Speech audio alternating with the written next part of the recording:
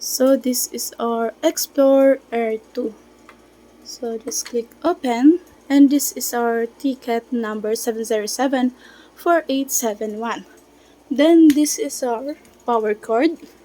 So let's try to choke this directly on our wall or wall outlet. So as you can see guys,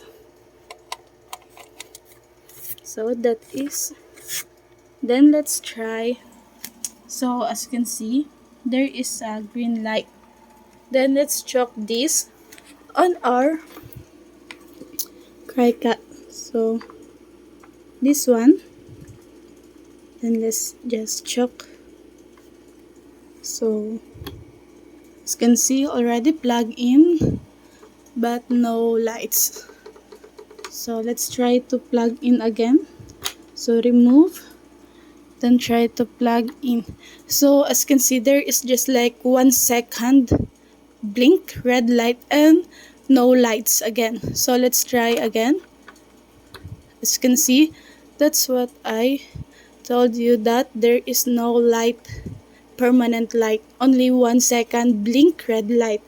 Then let's try to check this one.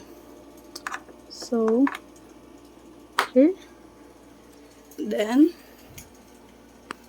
let's try to long press, or at least press. So no lights, no function, and this is still under warranty. So as you can see guys, lights already chopped, but no lights, no function, not turning on.